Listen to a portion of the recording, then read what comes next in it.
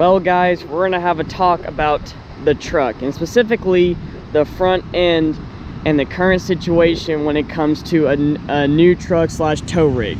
So if you've been following the channel for quite some time now, you know I've been wanting to redo the front of the truck. You also know I've got the parts sitting at the house, tag be popping up for that video, the new front end parts I'm putting on the truck. Well, as long as you do know, I got into 2 accidents and had to do an engine swap in a matter of literally 3 months. So that put a hold on a lot of things, especially the engine swap.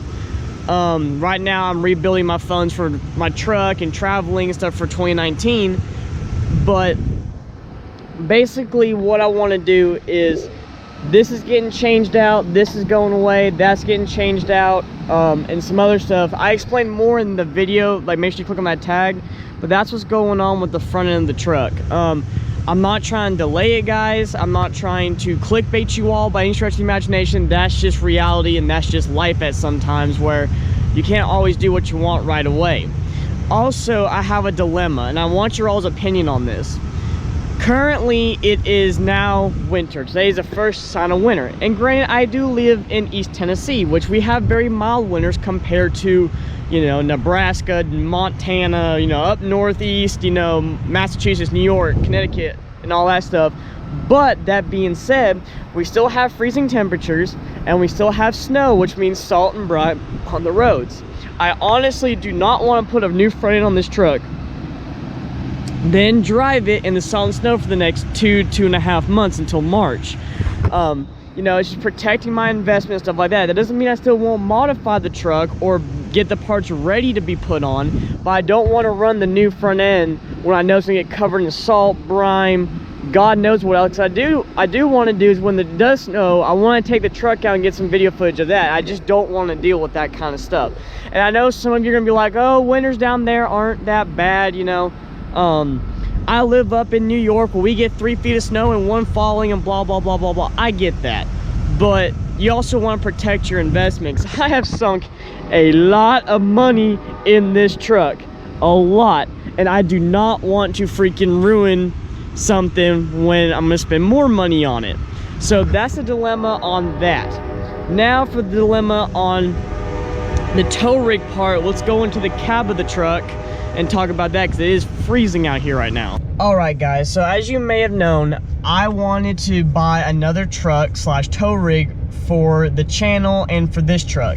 Reason being is I wanted to keep mileage off of this truck with the old motor on it and all that other stuff, and tow it around and whatnot to truck events when I fully modify it. What I was looking at was either an 01 or 02 manual 24 valve Cummins, and an 06 to 07 manual 5.9 common rail 3rd gen, a cat eye year Duramax, or a 6.0 maybe 7.3 2001 2003 7.3, or a 6.0 Powerstroke, that I would either have it already be bulletproof with full paperwork, or I would bulletproof it.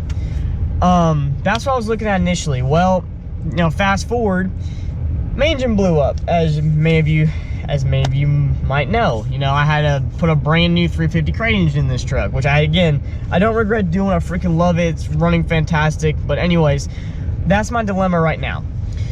The reason why a lot of you have been asking me, commenting, messaging me, DMing me, any which way to get a hold of me, you've been asking me what the deal is on with the new tow rig and stuff like that. I've thought about it a lot. I've talked to my friends a lot. I've talked to my parents a lot, seeing what their opinion would be on this. As you all may know, right now I'm in college. You know, I'm getting my bachelor's degree and then going for my master's degree, so that's taking up some money and whatnot. And you know, I love to travel. Like, I love to travel for you all, for YouTube. You know, go to truck meets, go to Daytona and stuff like that. And also I love to travel personally with friends and, you know, family and whatnot. I love to go to new places. I love seeing new things, and I love doing that aspect of it too. And you know, I have plans in the future on that stuff too. Like, I do want to start a separate channel just for travel vlogs. Like, I travel to a new city like Charleston or something and do some vlogs on that. I love to visit new places and travel. It's also one of my hobbies besides trucks.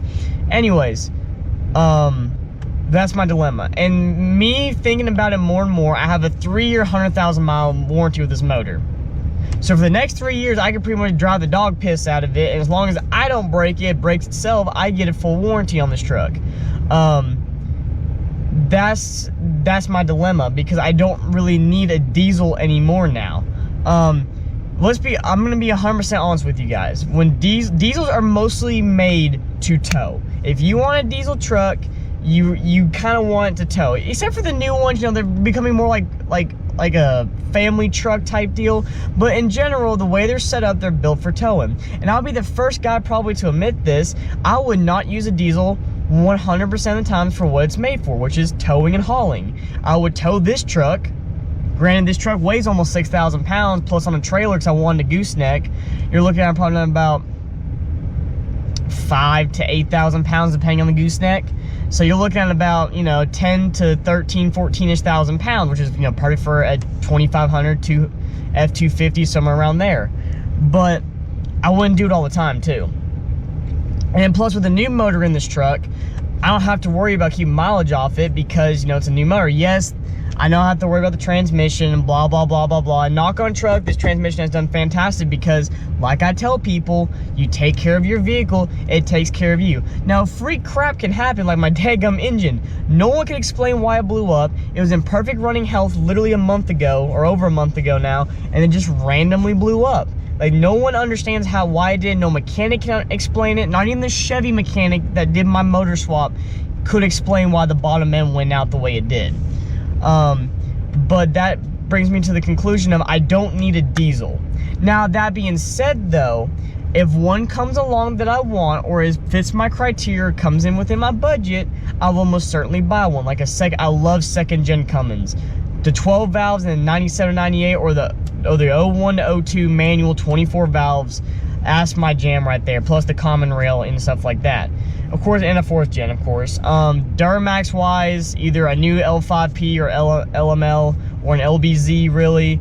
Powerstroke wise, of course, a 6.7 Powerstroke would be on top of my list. Then either a 6.0 and maybe even a 6.4 if I can get it cheap enough to get it fully bulletproof 100%. But that's my thing, is diesels cost a lot of money to maintain properly. That's why a lot of people have problems with diesels, is because they don't maintain them and modify them properly to do what they want it to do. And you could argue with me on this all day long about how certain diesels are stronger than others and last longer. That we're not arguing. But what I am arguing is maintenance is key to longevity of a truck. Like I said, though, freak stuff happens, like to me, but that's the key. So what I'm looking at now is probably getting in the future. I'm not saying when, I'm not saying it's gonna be in 2019, because I just sunk a lot of money in this truck, and I want to sink a little bit more this upcoming 2019. But what I am saying is, you know, I might get another 1500. I'm looking at either a Ram 1500, Chevy 1500.